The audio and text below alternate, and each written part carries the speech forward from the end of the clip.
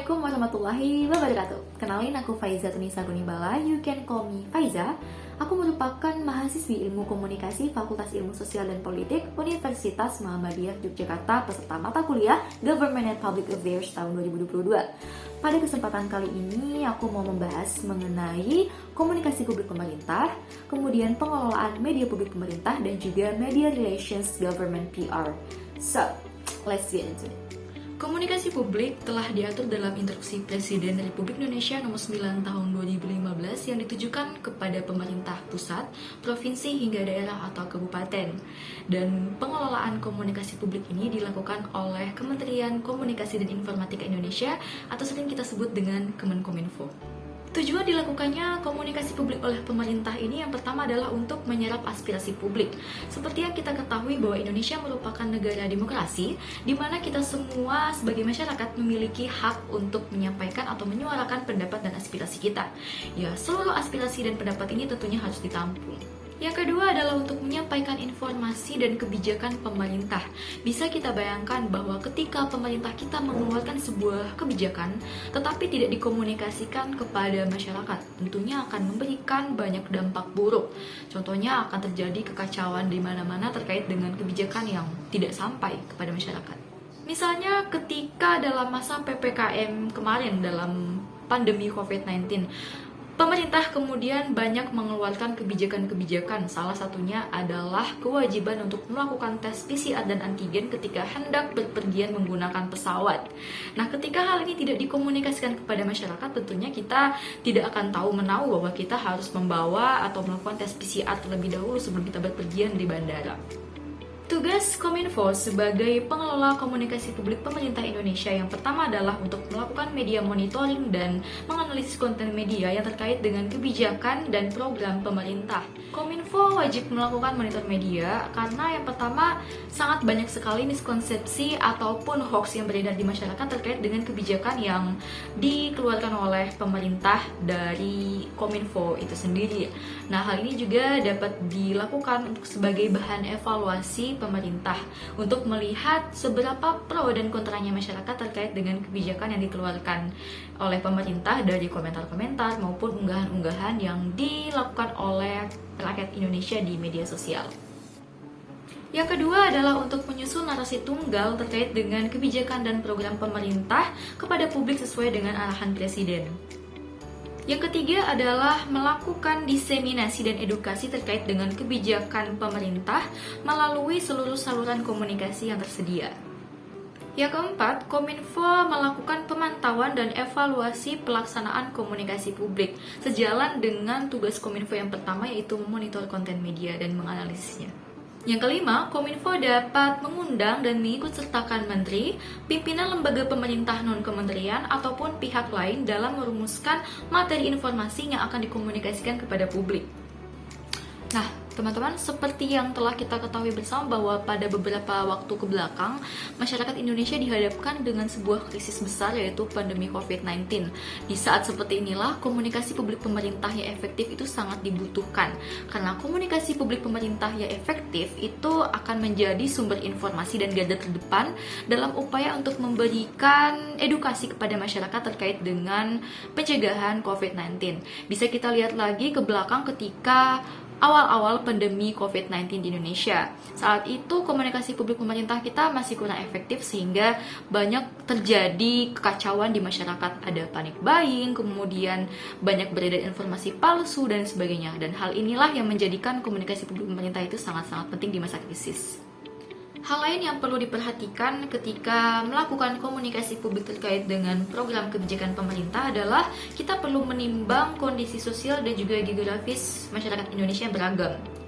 Seperti yang kita ketahui bahwa Indonesia merupakan negara yang sangat luas dan beberapa daerah merupakan daerah yang belum tersentuh dengan teknologi sehingga komunikasi perlu dikembangkan lagi. Dan juga kita ketahui bahwa Indonesia memiliki suku dan budaya yang berbeda-beda sehingga pemahamannya juga bisa berbeda. Maka ketika kita melakukan komunikasi publik terkait dengan program pemerintah, kita juga harus menimbang bagaimana kondisi sosial masyarakat di suatu daerah tersebut agar tidak terjadi kesalahpahaman antara masyarakat dan juga pemerintah. Dalam melakukan komunikasi publik, tentunya kita juga harus mengetahui bagaimana pengelolaan media pemerintah. Nah, mengapa hal ini penting? Karena pada zaman sekarang, tuntutan untuk memberikan pelayanan publik yang terbaik dengan memanfaatkan teknologi itu sudah muncul di mana-mana, karena telah kita ketahui bersama bahwa ada yang namanya e-government dan sebagainya. Hal ini juga terkait dengan Electronic Public Relations atau EPR, yang merupakan inisiatif public relations untuk menggunakan media internet sebagai sarana publisitasnya. Dalam melaksanakan atau memaksimalkan penggunaan media sosial dalam lembaga pemerintah, bentuk-bentuk diseminasi informasi yang dilakukan oleh Kominfo ada 3, yaitu above the line, yaitu diseminasi melalui media mainstream seperti radio, TV, dan media cetak.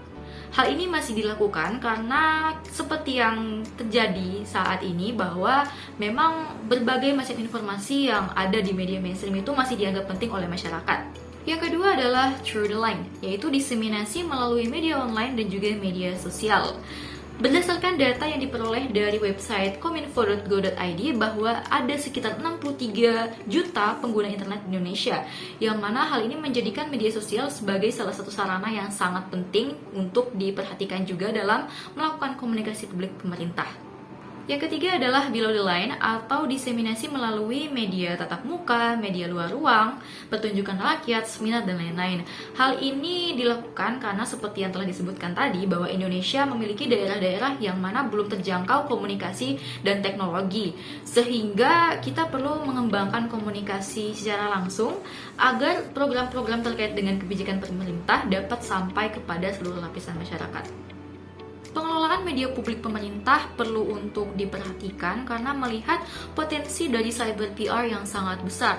Yang pertama adalah bahwa komunikasi terkait dengan program kebijakan pemerintah dalam ruang cyber akan cenderung konstan. Misalnya ketika Kominfo mengupload atau mengunggah sebuah poster berisi informasi kebijakan pemerintah, maka poster tersebut akan disebarkan kemana-mana dan informasinya akan tetap seperti itu. Ya, walaupun tidak menutup kemungkinan juga bahwa ada resiko poster atau informasi yang disebarkan melalui media sosial tadi akan dapat menjadi bahan gorengan oleh beberapa oknum yang tidak bertanggung jawab. Tetapi itulah tadi tugas dari Kominfo, salah satunya adalah untuk memonitor konten-konten media terkait dengan kebijakan program pemerintah. Karena media sosial bersifat bebas, maka ketika komunikasi publik pemerintah itu dilakukan di media cyber atau media sosial, maka akan sangat cepat untuk mendapatkan respon dari masyarakat.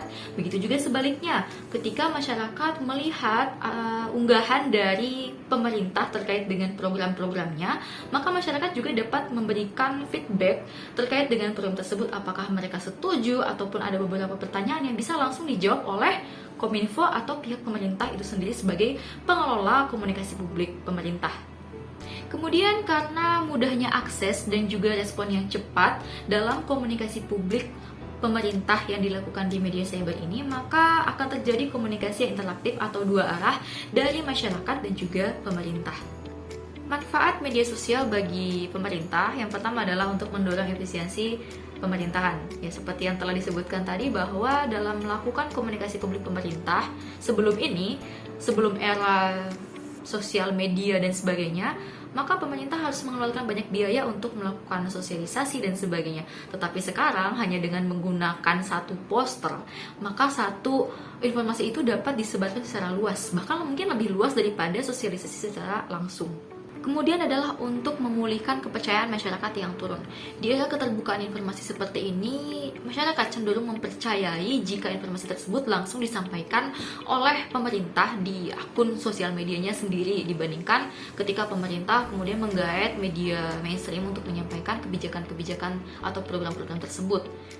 Yang ketiga adalah terkait dengan perkembangan zaman. Pada saat ini kita telah memasuki era 4.0 yang akan segera menuju ke 5.0, di mana internet merupakan suatu hal yang sudah menjadi kewajiban untuk masyarakat dunia saat ini, tidak terkecuali dalam hal pelayanan publik pemerintah maupun komunikasi program kebijakan dari pemerintah itu sendiri. Dalam pengelolaan komunikasi publik pemerintah telah diatur etika bermedia sosial yang tertuang dalam Peraturan Menteri Pendayagunaan Aparatur Negara dan Reformasi Birokrasi Republik Indonesia Nomor 83 Tahun 2012 tentang pedoman pemanfaatan media sosial instansi pemerintah.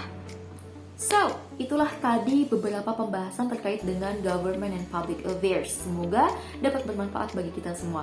Terima kasih yang sudah meluangkan waktunya untuk menonton video ini. Wassalamualaikum warahmatullahi wabarakatuh dan see you!